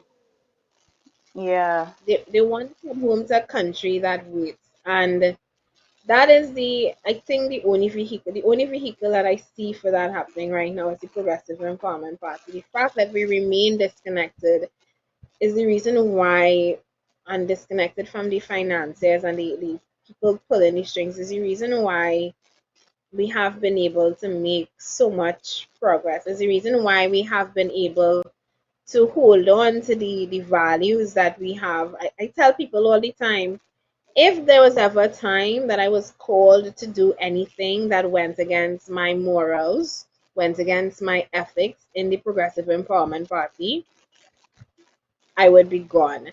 And the fact that I'm still here today is testament that that has never happened. As the head of finance, I am so very particular as to how money is spent in the party. I'm so very particular as to where we get money from. I've had people try to hand me donations and tell me, no, it's okay, don't hold a receipt. And I would still Yeah. write out a receipt and still store it there in the event that they ever have to come back and say I didn't, or I gave and I didn't and get, or I did not give, and to make sure that we always have our records, because I'm also aware of people who would come in and have ulterior motives, who would come in and want to derail the the the train of the Progressive Empowerment Party. There have been people who've come in and attempted to give money and then try to dictate the pace of the party, and we said, no, Yes. we don't do that here. We Yeah, thank you for people your come with their own donation. agendas, Thank you for your which is donation, but everything that you do. yeah, which is the issue that we have now with the whole 1% and the doubles issue in the gas station as opposed to the little doubles vendor on the outside. When you are pulling the strings behind a political movement, what you can do, the damage that you can do for the sake of a few, it's it's mind blowing. And that's something that I not many people realize, that the people who look like you and the people who you think you're voting for in these political parties and not the actual ones making the decisions in these The political decision. parties. And Mr. Hmm. Taylor alluded to that last night. And what people also need to look at is look at the policies being implemented by these political parties. Have there been any policy in the past 5 years that were geared towards benefiting the working class? And don't tell me about the LED bulbs. What has been Oh actually no, definitely created? not, because now we're looking at a very sad situation where tenants in Trinity Mall are facing having to close their doors because things have been shut down for so long and they're unable to meet their financial obligations, unable to pay their rent, and they're looking at being evicted and things like that.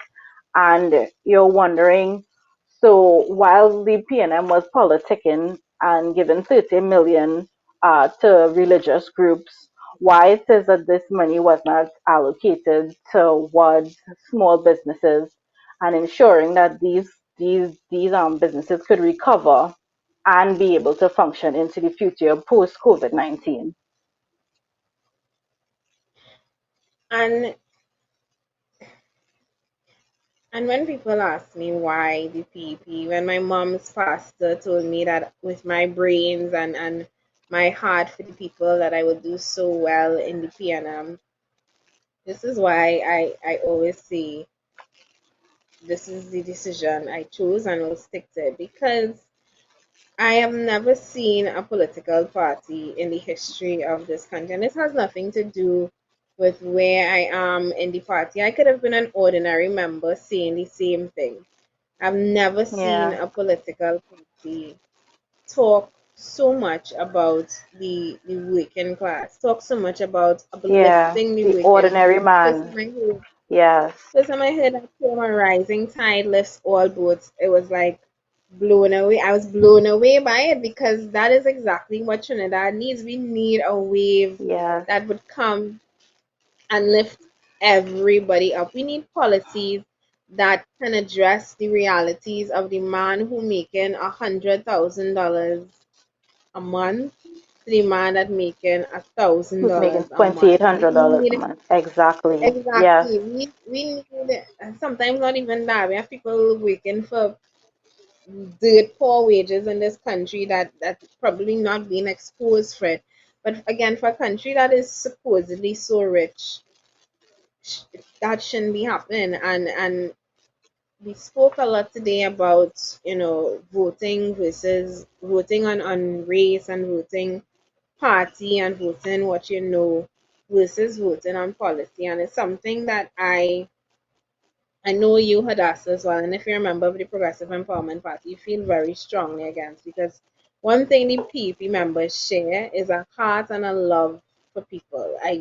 No matter where I yeah, go, no matter who I meet, whether you're in PEP New York, whether you're in PEP Toronto, whether you're in PEP Florida, whether you're from Barraco and you're representing PEP or you're just an ordinary member, whether you're from Port of Spain or you're from Westmoreland, there's one thing that they all share, that we all share, that unites us, which is just a belief that even the smallest man deserves better. yeah, Everybody deserves yeah, access to equal opportunities. Christopher Phillips dying on a lawn of a hospital grass with his yeah, pants around his ankles, that is something that yeah, could never happen under a PP government. And were that to happen, the next morning you would have my resignation.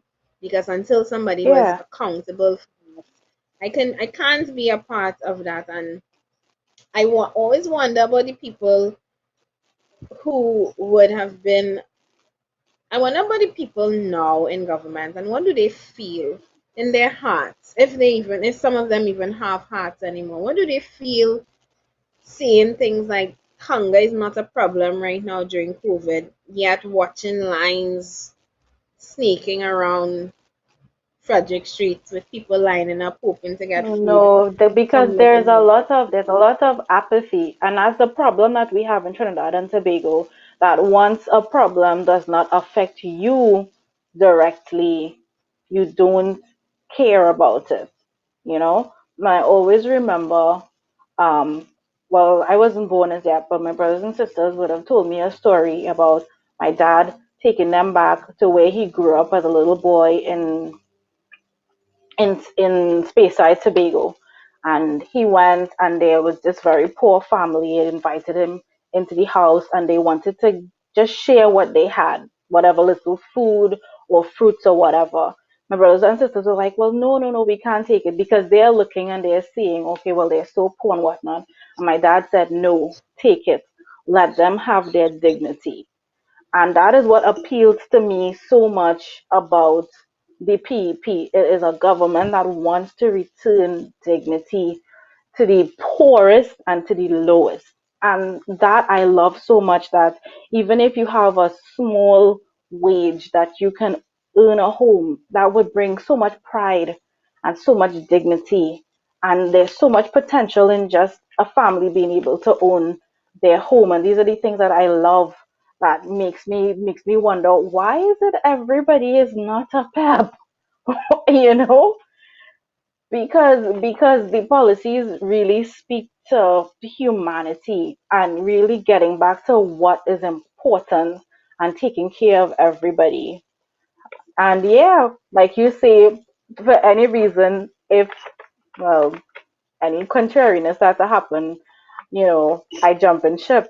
But for right now, this is where I am, and I'm very proud of it too. I'm not ashamed of it. I'm so tired of people trying to push me into a corner and to shut me up, and they're going down on a sinking ship, defending nonsense that is hurting them as well, and they're not realizing, should PEP take office, the policies that would be implemented would be helping everybody. That's the animal rant. Maybe, no, that's not around, baby.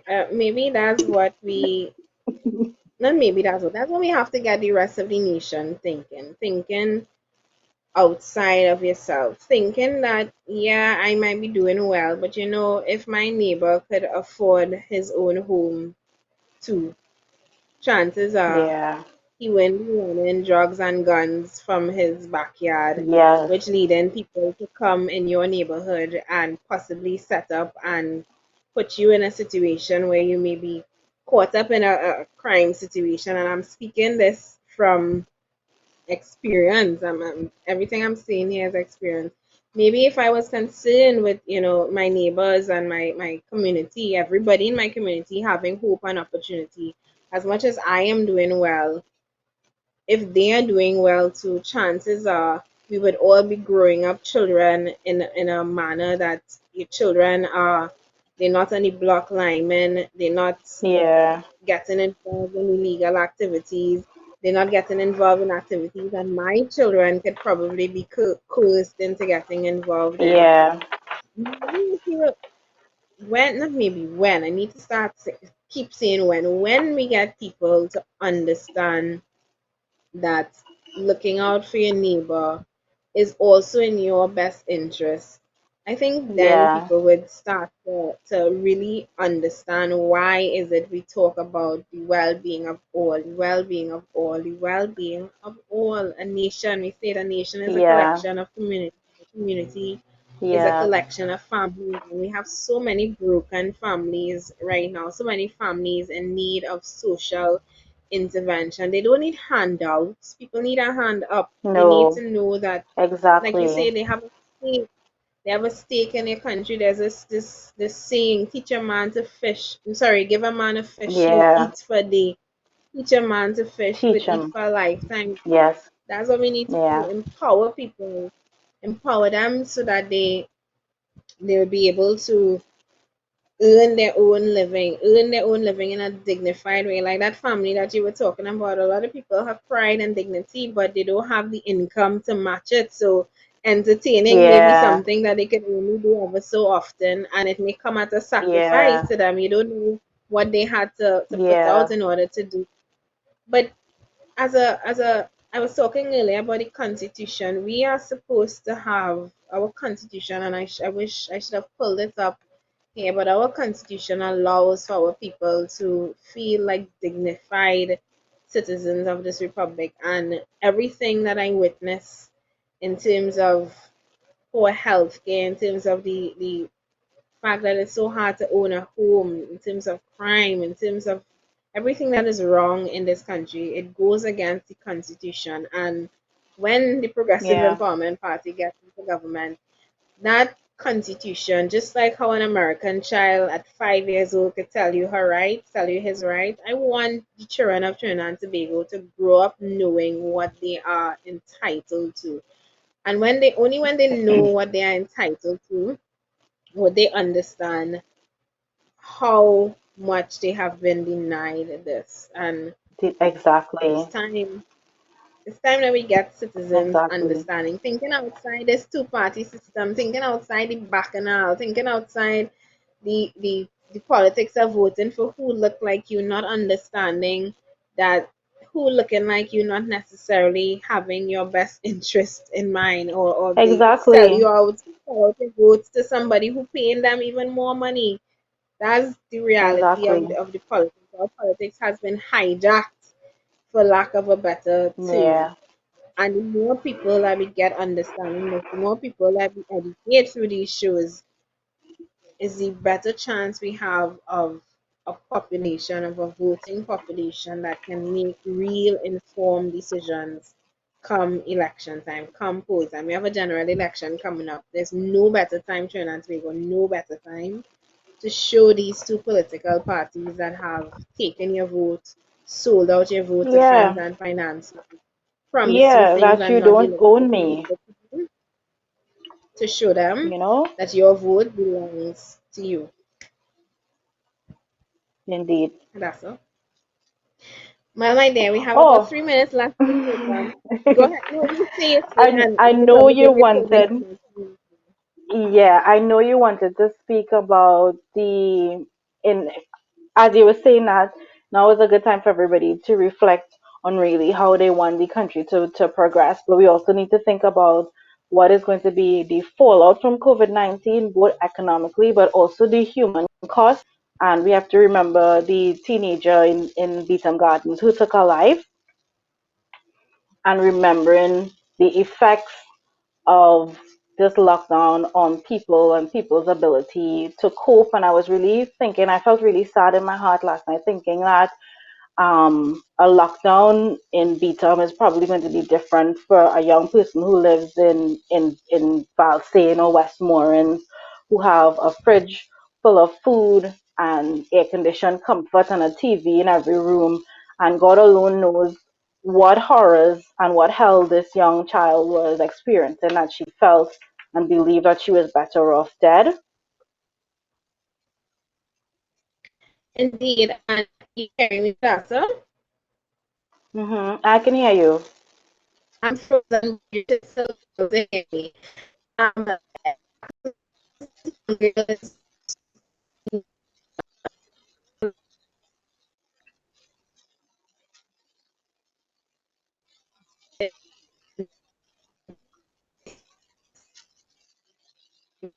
Felicia?